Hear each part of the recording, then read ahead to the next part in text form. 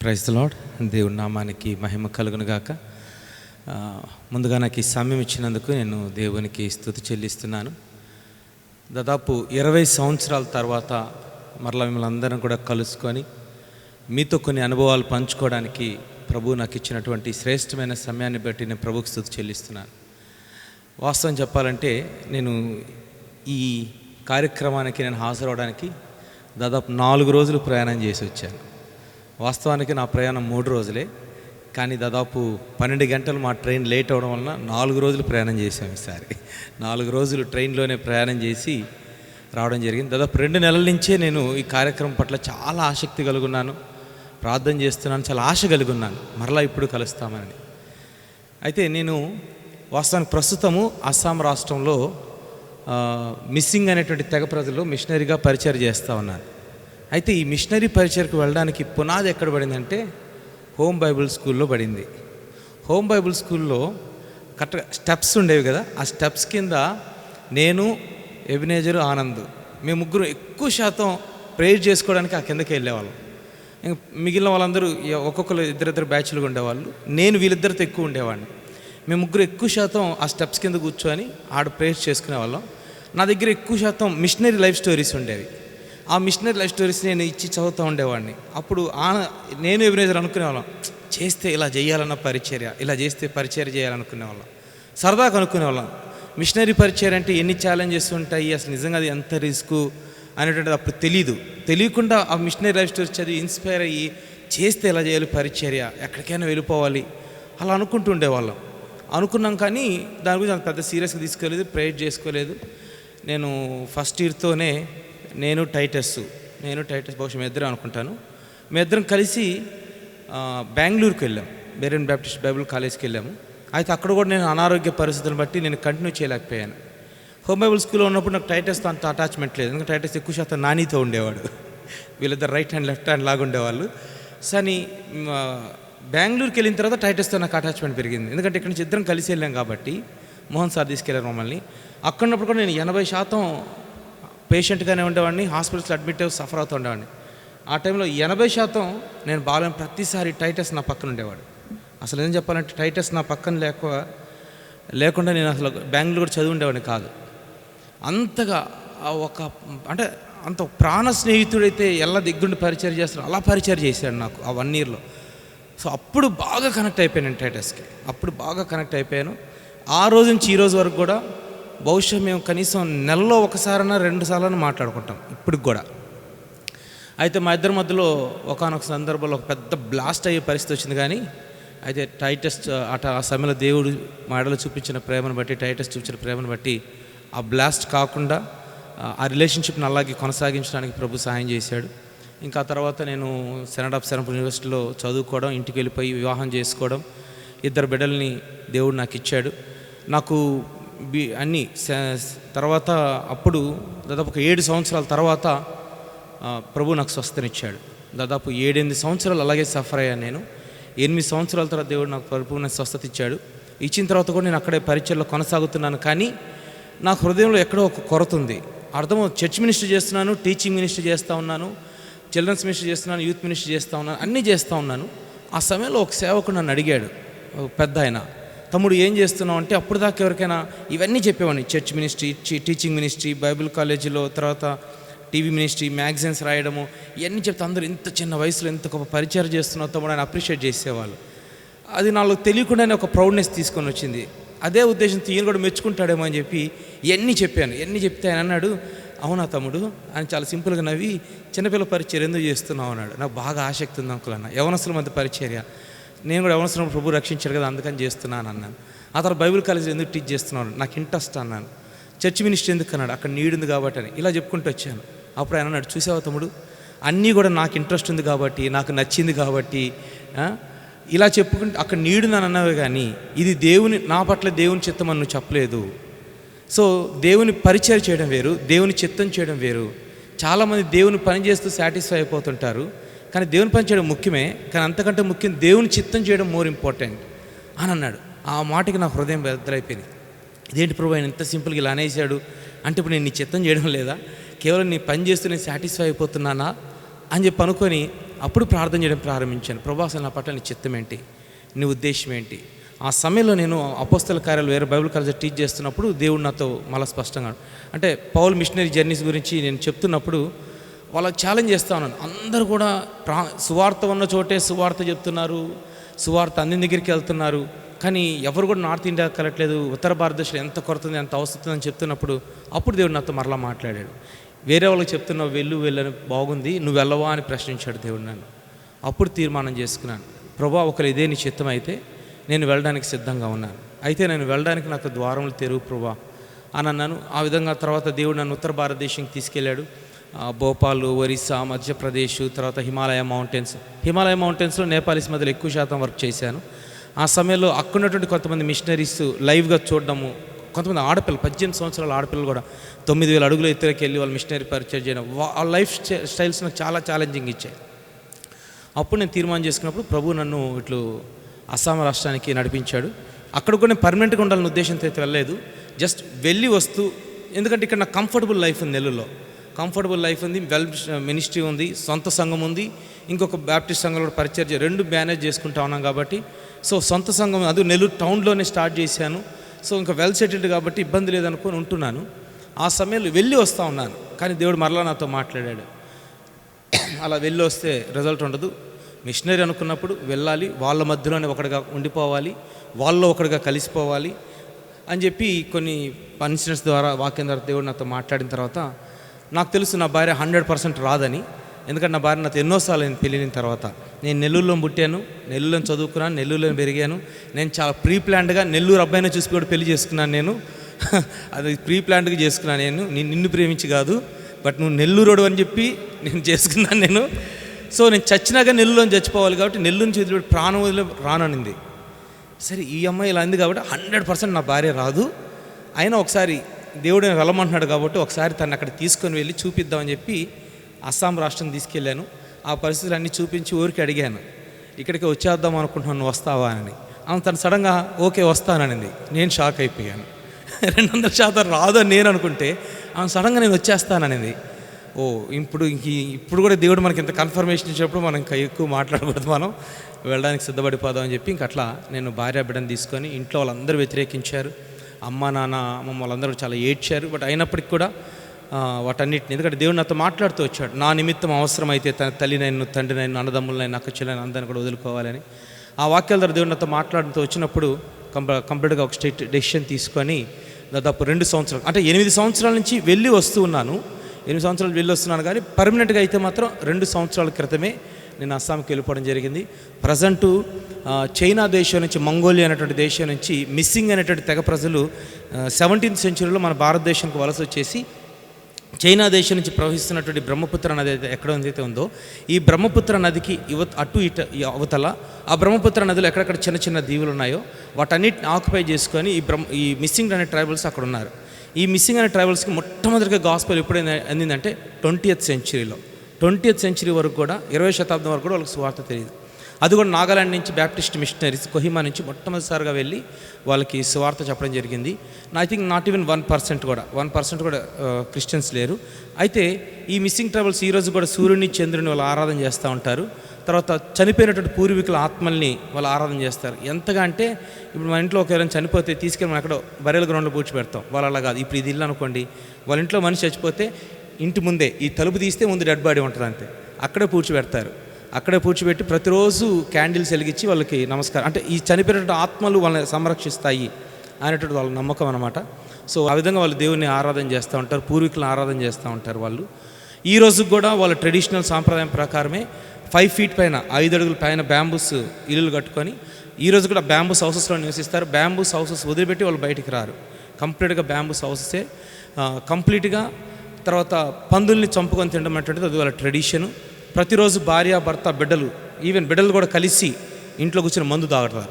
అది వాళ్ళే తయారు చేసుకుంటారు, బియ్యంతో తయారు చేస్తారు, అది వాళ్ళ ట్రెడిషను.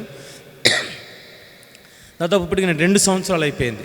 ఈ 2 సంవత్సరాల నుంచి నేను అక్కడ పరిచయం చేస్తున్నాను, కానీ మీరు నమ్ముతారో నమ్మరో, అంటే మీకు ఎందుకు చెప్తానో తర్వాత చెప్తాను. నేను ఈ 2 సంవత్సరాల్లో ఒక్కసారి కూడా నాకు ఒక్క రూపాయి కూడా ఆఫరింగ్ ఇవ్వలేదు. నేను ఇప్పుడు ప్రస్తుతానికి ఉన్న 10 మంది విశ్వాసులే, ఈ 10 మంది విశ్వాసాలు అంటే 10 సంఘాలు ఉంటాయి. 10 సంఘాలు కొంతమంది పరిచయం చేస్తున్నారు. ఈ సంఘాల్లో వాక్యం చెప్పడానికి వెళ్ళినా కానీ నాకు ఇప్పటిదాకా ఒక్క రూపాయిగా కానుక ఇవ్వలేదు వాళ్ళు. ఇవ్వరు కూడా, వాళ్ళకి తెలియదు కూడా. ఈ 2 సంవత్సరాలు నాకు ఏమి ఇచ్చారు అని అంటే, పంది వెనక భాగం ఉంటుంది కదా, తోక భాగం.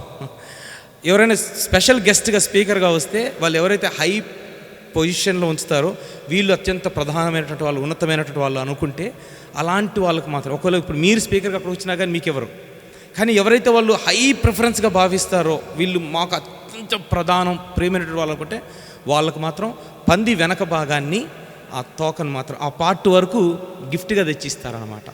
అది వాళ్ళ సాంప్రదాయం. అంటే ఎంతకంటే నేను తిన్నని చెప్పి ఒక యవనసుని పిలిచి, అరే నేను ఎట్లోకి తినరా, నువ్వు ఇంటికి తీసుకెళ్ళి వండుకుంది. సార్ దాన్ని తీసుకోవడానికి మేము అర్హులం కాదు సార్, అయ్యో అది చాలా ఉన్నతమైన వ్యక్తులకు మాత్రమే ఇస్తారు సార్, దానికి మీరు మాత్రమే అర్హులు సార్, దయచేసి మాకు ఇవ్వబాకండి సార్, మీరే తినండి సార్ అని బతిలాడు. అంటే అంత ప్రిఫరెన్స్ ఇస్తారన్నమాట ఆ పంది వెనక భాగానికి. ఈరోజు కూడా ప్రతిరోజు వాళ్ళకి పంది ఉండాల్సిందే, పెళ్ళి శుభకార్యాలు ఏదైనప్పటికి కూడా. సో ఆ విధంగా ఇప్పుడు వాళ్ళ మధ్యలో ఉండి, వాళ్ళ భాషకి లిపి కూడా లేదు. ఈరోజు కూడా వాళ్ళ భాషకి లిపి లేదు. లిపి ఏదన్నా ఉందంటే స్టేట్ లాంగ్వేజ్ అస్సామీస్ లాంగ్వేజే ఉంది. ఈ అస్సామీసు ఈ ట్రైబల్స్ని వీళ్ళు బయట నుంచి వచ్చారు కాబట్టి వీళ్ళు అసలు మా ప్రాంతంలో వద్దు, వీళ్ళని తరిమేయాలి అన్నట్లుగా వీళ్ళు మైండ్ సెట్తో ఉంటారు. వీళ్ళు అసలు ఈ ట్రైబల్స్ని ప్రేమించరు. అయితే ప్రేయర్ రిక్వెస్ట్ కోసం చెప్తున్నాను. మిస్సింగ్ ట్రైబల్సే కాదు, మా పక్కన దెబ్రి అనే ట్రైబ్ ఉంది. ఈ దెబ్రి అనే ట్రైబ్కి ఈరోజు కూడా కనీసం ఒక్క వ్యక్తికి సువార్త ప్రకటించబడలేదు. ఆ ప్రాంతానికి ఒక సేవకుడు వెళ్ళలేదు, ఒక సువార్త ప్రకటించడానికి కూడా వీల్లేదు. దెబ్రి ట్రైబల్స్ అనేటువంటి వాళ్ళు ఎంత డేంజర్ అంటే, ఒకవేళ వాళ్ళ ప్రాంతంలో నేను వెళ్తూ ఒకవేళ బై మిస్టేక్ వాళ్ళ కోడిని దొక్కిచ్చేస్తే ఆ కోడి కోసం నన్ను చంపేస్తారు వాళ్ళు. వాళ్ళకి నా ప్రాణం కంటే కోడి ప్రాణం అంత విలువైనటువంటిది. ఈ రోజు కూడా వాళ్ళు ఏ దేవుడిని వర్షిప్ చేస్తారో తెలియదు, పక్కన మిస్సింగ్ ట్రైబల్స్కే తెలియదు. ఈ రోజు కూడా వాళ్ళు సీక్రెట్గా వర్షిప్ చేయాలనుకున్నప్పుడు ఆ ట్రైబల్స్ వరకు రహస్యంగా అడవిలోకి వెళ్తారు, కొన్ని జంతువులు తీసుకుని అక్కడ బలిచ్చేసి మళ్ళీ బయటకు వచ్చేస్తారు అంతే. పక్కనటువంటి మిస్సింగ్ ట్రైబల్స్కి కూడా చెప్పరు వాళ్ళు ఏ దేవుడిని ఆరాధన చేస్తున్నారు, వాళ్ళ వర్షిప్ ఎలా ఉంటుందని చెప్పి. 2 సంవత్సరాల నుంచి ప్రార్థన చేస్తున్నాను, ప్రభువా నీ చిత్తమైతే నాకు ఒక్క ద్వారం తెరువు వాళ్ళ మధ్యలోకి ఎంటర్ అవ్వడానికి. అంటే డాక్టర్స్ టీం ఉంది, నాకు మెడికల్ టీం ఉంది, ఇక్కడ నుంచి ఆంధ్రప్రదేశ్ వస్తూ ఉంటారు. వీళ్ళ ద్వారా వాళ్ళ దగ్గర రీచ్ అవ్వాలని ప్లాన్ చేస్తున్నాను కానీ అస్సలు కుదరడం లేదు. నన్ను తీసుకెళ్ళమంటే వీళ్ళు భయపడిపోతున్నారు స్థానికులు. సార్ మీకు దండం పెడతాను సార్, మీరు కావాలంటే రిస్క్ తీసుకుని మమ్మల్ని రిస్క్లో పెట్టొద్దు అని అంటూ ఉన్నారు. కానీ ప్రార్థన చేస్తున్న దేవుడు ఏదైనా ద్వారం తెరుస్తాడేమని. తర్వాత మా పక్కనే ఆదివాసీ గ్రూప్ కూడా ఉన్నారు. ఈ ఆదివాసీ ప్రజల్ని, వీళ్ళే యాక్చువల్గా ట్రైబల్స్, మిస్సింగ్ దెబ్రి వాళ్ళు, కానీ వీళ్ళే ట్రైబల్స్ అయ్యుండి కూడా ఈ ఆదివాసీని కనీసం వీళ్ళు మనిషి కంటే హీనంగా చూస్తారు. అసలు మనుషుల్లాగా చూడరు, ఒక జంతువు కంటే హీనంగా చూస్తారు. అది ఈ ఆదివాసీల పరిస్థితి. ఈ ఆదివాసులను వాళ్ళలో బానిసల్లాగా ఉపయోగించుకుంటారు. ఈరోజు కూడా అలాంటి పరిస్థితి. అంటే ఇంట్లో పని చేయకపోతే వాళ్ళని కొడతారు, కొట్టినా కానీ వాళ్ళు మాట్లాడడానికి లేదు. అయితే దేవుడు చిన్నగా ఆదివాసుల మధ్యలో కూడా రీచ్ అవ్వడానికి దేవుడు సహాయం చేస్తూ ఉన్నాడు. ఆదివాసులు ఉన్నారు, తర్వాత నేపాలీస్ కూడా ఉన్నారు మా మధ్యలోకి. వీళ్ళందరినీ ఇప్పుడు నేను రీచ్ అవ్వాలి, కానీ ఇప్పుడు నేను ఒక్కడిని అయిపోయాను. అక్కడ ఒక 10 మంది సేవకులు ఉన్నారు, కానీ వీళ్ళు 2-3 మాత్రమే ట్రైన్డ్, ఇంకెవరు కూడా ట్రైన్డ్ కాదు వాళ్ళు. సో వాళ్ళు ఎంతవరకు స్ట్రిక్ అని అయిపోయారంటే, వాళ్ళు ఆదివారం చర్చికి వెళ్తారు, వాక్యం వింటారు, వాక్యం చెప్తారు, వచ్చేస్తారు అంతే. ఇంకా గ్రేట్ కమిషన్ గురించి అసలు వాళ్ళకి ఎలాంటి అవగాహన లేదు. బయటికి వెళ్ళాలి, స్వార్థ ప్రకటించాలి, కొన్ని ఆత్మలు సంపాదించాలి, ప్రభు దగ్గరకు నడిపించాలి, సంఘాన్ని విస్తరించాలి, అస్సలు ఇలాంటి ఆలోచన ఏమాత్రం లేదు. సో ఇప్పుడు నేను వెళ్ళి వాళ్ళకి చెప్తున్నా కానీ వాళ్ళు మీరు ఎందుకు సార్ అనవసరంగా రిస్క్ అని అంటున్నారు. ఎందుకు రిస్క్ అని అంటున్నారంటే, అస్సాం స్టేట్ గవర్నమెంట్ కంప్లీట్గా ఒక స్ట్రిక్ట్ రూల్ పాస్ ఆన్ చేసేసింది. ఇప్పుడు ఉండేటువంటి సీఎం ఆయన ఒక బ్రాహ్మణు, ఆయన ఆర్ఎస్ఎస్ భావజాలం ఉన్న వ్యక్తి. ఆయన కంప్లీట్గా ఒక స్టేట్మెంట్ ఇచ్చేసాడు, ఎక్కడ కూడా అస్సాం స్టేట్లో బహిరంగంగా సువార్తలు ప్రకటించడం కానీ, హీలింగ్ ప్రేయర్స్ పెట్టడం కానీ ఎక్కడ కూడా ఏమీ చేయడానికి వీల్లేదు. ఈవెన్ క్రిస్టియన్ స్కూల్స్, క్రిస్టియన్ హాస్పిటల్స్లో కూడా ఉన్నటువంటి క్రాసెస్ అన్నిటి రిమూవ్ చేసేయాలి. ఈవెన్ నన్స్ కూడా వాళ్ళ నన్స్కి సంబంధించిన డ్రెస్ కోడ్, ఫాదర్స్ వాళ్ళ డ్రెస్ కోడ్ కూడా అవన్నీ వేసుకోకూడదు, వాటన్నిటిని తీసేయాలని చెప్పి కంప్లీట్గా స్ట్రిక్ట్ రూల్స్ చేశారు. ప్రతి విలేజ్కి 2 వాలంటీర్స్ని పంపించి ఎన్ని చర్చెస్ ఉన్నాయి, బయట నుంచి ఎంతమంది వస్తున్నారు, ఎంతమంది వర్క్ చేస్తున్నారు, ట్రైబల్స్ని ఎంతమందిని కన్వర్ట్ చేశారు. సో కంప్లీట్గా A to Z ఇన్ఫర్మేషన్ అంతా కూడా వాళ్ళు కలెక్ట్ చేశారు. అది కలెక్ట్ చేసిన నెక్స్ట్ మణిపూర్ ఇన్సిడెంట్ జరిగింది. సో దాని తర్వాత నెక్స్ట్ ఇన్సిడెంట్ మాదే అనుకున్నాం, కానీ ఆ 2 ఆడపిల్లల్ని బట్టలిప్పి తీసేసి అది ఇన్సిడెంట్ చాలా పబ్లిక్ అయిపోవడం వల్ల వెంటనే అస్సాం రాష్ట్రంలో కూడా పర్సిక్యూషన్స్ ఆగాయి. బట్ నెక్స్ట్ టార్గెట్ అయితే అస్సాంలోనే ఉంది. అయితే అనుకోకుండా వాలంటీర్స్ వచ్చినప్పుడు స్థానికంగా ఉన్నటువంటి విశ్వాసులకి ఈ విషయాలు తెలియక వీళ్ళు వాలంటీర్స్ అని వాళ్ళ డీటెయిల్స్ అన్నీ అడుగుతున్నప్పుడు వాళ్ళు నా గురించి చాలా చక్కగా ఇన్ఫర్మేషన్ ఇచ్చేశారు, తెలియకుండా ఇచ్చేశారు. వాళ్ళు అడిగారు, ఇక్కడ చిల్డ్రన్స్ మినిస్ట్రీ ఎరుగు చేస్తుందంటే అసలు మాకు ఇప్పుడు దాకా చిల్డ్రన్స్ మినిస్ట్రీ లేదు, ఈ సార్ వచ్చిన తర్వాత మాకు చిల్డ్రన్స్ మినిస్ట్రీ చాలా బాగా జరుగుతుంది అంటే. సార్ ఎక్కడి నుంచి అంటే సార్ ఆంధ్రప్రదేశ్ నుంచి వచ్చాడు, సార్ వచ్చిన తర్వాత ఇప్పుడు మాకు చిల్డ్రన్స్ మినిస్ట్రీ, యూత్ మినిస్ట్రీ అన్నీ బాగా జరుగుతున్నాయి. వాళ్ళు అడిగారు సార్ ఎలా రీచ్ అవుతాడంటే, సారు గిఫ్ట్లు ఇస్తారు, వాళ్ళకి తినుబండరాలు ఇస్తారు, full A to Z information ఇచ్చేశారు. సార్ పేరు, ఆయన ఎక్కడి నుంచి వచ్చాడు, ఆయన డీటెయిల్స్ అన్నీ చెప్పారు. ఆ తర్వాత నేను అక్కడే కూర్చొని అయిపోయిన తర్వాత ఏంటి వాళ్ళు అన్ని ప్రశ్నలు అడుగుతున్నారు అంటే అప్పుడు చెప్పారు, సార్ వాళ్ళు మీ గురించి అడిగారు సార్. మీరేం చెప్పారు? మీ గురించి చాలా గొప్ప చెప్పాను సార్ అన్నారు. చంపారా నాయన, మీరు గొప్ప చెప్పలేదు, గవర్నమెంట్ లిస్టులో నా పేరు మీరు పట్టించేసారు మీరు. సరే చూద్దాం అని అనుకున్నాను. అయితే ఇప్పుడు నాకు తెలుసు నన్ను ఏదో ఒక రోజు నన్ను తరిమేయచ్చు. అయితే నా ఆశ ఏంటంటే నన్ను తరిమేసే లోపలికి నేను బయటకు వచ్చే సమయానికి కనీసం అక్కడ ఒక 100 మంది సేవకులను తయారు చేసి బయటకు రావాలి. ఎందుకంటే నేను అక్కడుండి నేను ఎట్లాగా వర్క్ చేయలేను. బట్ కనీసం మనం కొద్దిమందిని తయారు చేస్తే వాళ్ళు మిగిలిన ట్రైబల్స్ అన్నీ రీచ్ అవుతారు, అలా స్థానికులు కాబట్టి. అది మేము ప్లాన్ చేస్తూ ఉన్నాము. అయితే ప్రస్తుతానికి మేము ఉండేటువంటి ప్రాంతానికి బ్రహ్మపుత్ర అనేది చాలా దగ్గరగా ఉంటుంది. 3 కిలోమీటర్ల పరిధిలోనే నాకు బ్రహ్మపుత్ర అనేది ఉంటుంది. కరెక్ట్గా మొన్న రాత్రి కూడా మేము బయలుదేరి ఇటు వచ్చాము, మరుసటి రోజు వరదలు, మీరు వార్తల్లో కూడా చూసి ఉంటారు. కంప్లీట్గా మా ఏరియా కూడా అంతా, మా ఇల్లు కూడా అన్నీ కూడా మునిగిపోయాయి. నేను కూడా ఇప్పుడు అక్కడికి వెళ్ళిన తర్వాత ట్రైబల్స్ లాగే మేము కూడా ఒక బ్యాంబూస్ హౌస్ కట్టుకున్నాము. ఆ బ్యాంబూ హౌస్లోనే ఇప్పుడు నేను నా 2 పాపలు పెట్టుకొని నేను కొనసాగుతున్నాను. ఆ రోజు నుంచి ఈ రోజు వరకు ప్రతిరోజు నా బిడ్డలు ఏడుస్తూనే ఉన్నారు. నా పెద్ద పాప ప్రతిరోజు ఒక లెటర్ రాసి తీసుకొని వస్తుంది. దాంట్లో ఐ హేట్ యూ డాడీ అని ఉంటుంది. ఎందుకు అని అంటే, మమ్మల్ని ఇటు అస్సాం తీసుకొచ్చి పెట్టేసావు కదా, నువ్వు నెల్లూరు తీసుకుని వెళ్తే అప్పుడు ఐ లవ్ యూ డాడీ అని అంటాను, అప్పుడు దాకా ఐ హేట్ యూ డాడీ అని రాస్తాను అని అంటూ ఉంటుంది. అయితే ఆ విధంగా అక్కడ జరుగుతూ ఉంది. మా ఇంట్లోనే పురుగులు ఉంటాయి, కప్పలు ఉంటాయి, మాతో పాటు సహజీవనం చేస్తూ ఉంటాయి. పురుగులు, కప్పలు, పాములు ప్రతిరోజు ఇంట్లోనే. ఇక్కడ ఉన్నప్పుడు 3 నెలలకు ఒక హిట్ వాడేవాళ్ళం, అక్కడ నెలలో 2 హిట్లు వాడతాం మేము. ఇంతెంత పెద్ద పురుగులు ఉంటాయి, ఇంతెంతలా పురుగులు, పాములు ఉంటాయి. ఎన్నోసార్లు నా బిడ్డలు పాములు తొక్కుకుంటూ వెళ్ళిపోయారు. మావిడి పక్కనే పాములు ఉన్నాయి. తర్వాత మా ఇంటి వెనక వరకు నక్కలు వస్తూ ఉంటాయి. నక్కలు చెప్పాలంటే ఒక మినీ ఫారెస్ట్లో ఉంటున్నాం మేము. తర్వాత ఖడ్గమృగాలు అంటారు, అస్సాంలో ఫేమస్ అయ్యి ఖడ్గమృగాలు వస్తూ ఉంటాయి, రెగ్యులర్గా అటాక్స్ చేస్తూ ఉంటాయి. మొన్న కూడా 3 చంపేసాయి. తర్వాత ఇప్పుడు రీసెంట్ మేము ఇక్కడికి వచ్చిన తర్వాత మళ్ళీ లయన్ అటాక్ చేసింది. సో లయన్ వచ్చింది మా ఇళ్ళ దగ్గరికి, మేము ఇటు వచ్చున్నాము. ఇప్పుడు ప్రజెంట్ ఇప్పుడు ఫారెస్ట్ అధికారులు వచ్చి ఇంకా లయన్ తరడానికి ప్రయత్నాలు చేస్తూ ఉన్నారు. సో అలాంటి ప్రదేశంలో మేము ప్రస్తుతానికి కంటిన్యూ అవుతూ ఉన్నాము. అయినప్పుడు దేవుడు సహాయం చేస్తూ ఉన్నాడు. పిల్లలు, మా భార్య చాలా ఇబ్బంది పడుతున్నారు. బట్ అయినప్పటికి కూడా చిన్నగా అడ్జస్ట్ అవ్వడానికి సహాయం చేస్తున్నాడు. అయితే దేవుడు నాకు ఇచ్చిన కృప ఏంటి అని అంటే, నాకు మతిమరుపు ఎక్కువ, లాంగ్వేజ్ అసలు గుర్తుపెట్టుకోలేను, నేను పదాలు మర్చిపోతూ ఉంటాను. అయితే అనుకోకుండా నా పెద్ద పాప 5వ క్లాసు, నా చిన్న పాప LKG. ఈరోజు వాళ్ళిద్దరూ చక్కని హిందీ నేర్చేసుకున్నారు. అది నిజంగా దేవుని కృపను బట్టి. ఇప్పుడు మా పెద్ద పాప నాకు ట్రాన్స్లేటర్గా నిలబడుతుంది. నేను మాట్లాడితే ఆమె హిందీలో, నేను తెలుగులో చెప్పినాక నా హిందీలో చెప్పేస్తుంది. 5వ క్లాస్ అమ్మాయి. దేవుడు నాకు అది ఇచ్చినటువంటి కృప. సో దాన్ని బట్టి అలా వెళ్తూ ఉన్నాము. ఇప్పుడు అక్కడ ఇల్లు కట్టుకున్నప్పుడు మా నెక్స్ట్ టార్గెట్ ఏంటంటే, జస్ట్ మీ ప్రేయర్లో జ్ఞాపకం చేసుకోండి, అక్కడ ఒక మిషన్ హాస్పిటల్ నేను స్టార్ట్ చేయాలి. 80% మంది స్కిన్ డిసీజ్తో ఉంటారు. 4 రోజులకు ఒకసారి స్నానం చేస్తారు, 4 రోజులకు ఒకసారి బట్టలు మారుస్తారు. ఇప్పుడు ఈ జత వేసుకున్నట్టు మళ్ళీ 4 రోజుల తర్వాతే, ఇంకా అప్పుడు దాకా 4 రోజుల దాకా తీరు వాళ్ళు. స్నానాలు కూడా 4 రోజులకు ఒకసారి, 3 రోజులకు ఒకసారి చేస్తారు. 80% మంది స్కిన్ డిసీజ్తో బాధపడుతూ ఉంటారు. సో అందుకని ఒక చిన్న మిషన్ హాస్పిటల్ ఒకటి స్టార్ట్ చేయాలని చెప్పి ప్లాన్ చేస్తూ ఉన్నాం. నాతో పాటు నా బెస్ట్ ఫ్రెండ్ డాక్టర్ వినోద్ అని నెల్లూరులో ఉంటారు. తను కూడా నన్ను బట్టి తను సమర్పించుకున్నాడు, నేను కూడా మిషనరీగా నీతో పాటు వచ్చేస్తాను, మాకు చిన్న హాస్పిటల్ స్టార్ట్ చేసి దాని ద్వారా మనం మిషన్ హాస్పిటల్ ద్వారా మనం సువార్త ప్రకటిద్దామని ఇప్పుడు ఆయన కోసం వెయిట్ చేస్తున్నాను. అక్కడ చిన్న స్థలం తీసుకున్నాను. ఆ స్థలంలో ఇప్పుడు అన్న వచ్చిన తర్వాత ఒక మిషన్ హాస్పిటల్ స్టార్ట్ చేయాలి అనేటువంటిది ఆశ.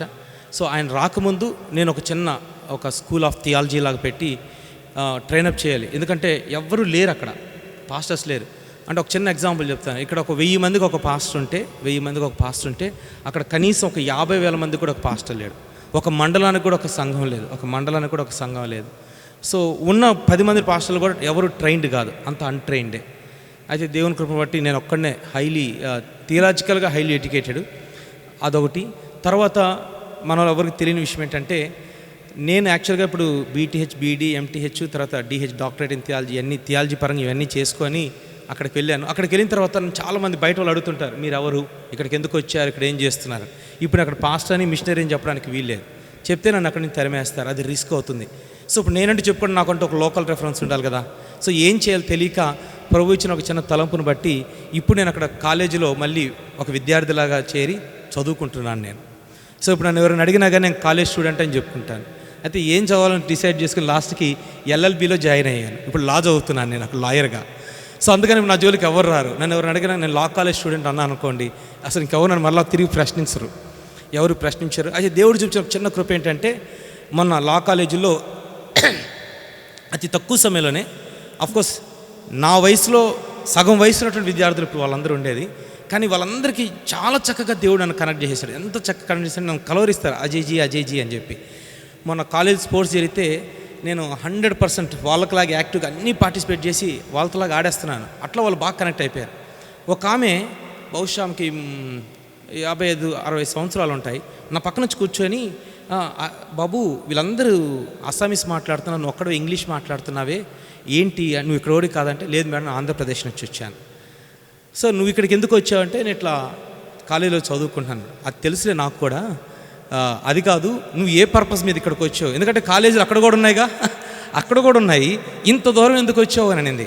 ఇప్పుడు ఏం చెప్పాలబ్బా ఇంకా అనుకొని, మేడం ఇంకా ఒక ఎన్జిఓలో ఒక ట్రస్ట్లో వర్క్ చేస్తున్నాను మేడం, ఆ పర్పస్ మీద ఇక్కడికి వచ్చాను అన్నాను. సో ఎన్జిఓలో అంటే అది ఏం ఆర్గనైజేషన్ అండి? సార్ మేడం అది ఒక మెడికల్ మినిస్ట్రీకి సంబంధించింది, మేము పూర్ పీపుల్కి వెళ్ళి వైద్యం చేస్తుంటాము, వాళ్ళకి మెడిసిన్స్ ఇస్తుంటాము అని.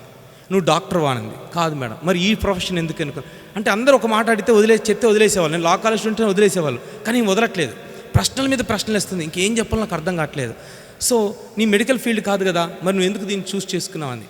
సరే ఈమెకే ఇంత ప్రశ్న అడుగుతుందంటే దేవుడు మనకు ఇచ్చిన అవకాశం ఏమో, మనం దీన్ని వదలకూడదని చెప్పి కూర్చోబెట్టామని ఆమెకి అడిగింది. కాబట్టి నేను కంప్లీట్ గాస్పల్ షేర్ చేసుకున్నాను. ఈ విధంగా యేసు ప్రభువు నన్ను స్వస్థపరిచాడు, ఆయన తప్ప ఇంకెవరు స్వస్థపరిచే దేవుడు లేడు. ఈ విధంగా నన్ను మరణ పడకలోంచి తీసుకొని వచ్చాడు. దాన్ని బట్టి నేను ప్రభువుకు సమర్పించుకున్నాను. ఆ బాధ ఏంటో నాకు తెలుసు కాబట్టి మేము మెడికల్ ఫీల్డ్లోకి చేయడానికి ఇట్లా వచ్చాము. ఇవన్నీ చెప్పి అప్పుడున్నటువంటి ఫొటోస్, ఆ వీడియోస్ అని చూపించాను. అప్పట్లో స్కెలిటన్ లాగున్నాను కదా, ఆ ఫొటోస్ చూపించిన తర్వాత ఆమె షాక్ అయ్యానింది. అజయ్ ఇంతకు నేను ఎవరో తెలుసా అన్నాను. మీరెవరో నాకు తెలియదు మేడం అన్నాను. ఈ లా కాలేజ్ మొత్తానికి నేనే డైరెక్టర్ని అనింది. షాక్ అయ్యా నేను. ఈ లా కాలేజ్ మొత్తానికి నేనే డైరెక్టర్ని, ప్లస్ నేను గౌహతికి జడ్జి నేను అని అనింది. గౌహతిలో నేను జడ్జి అనింది.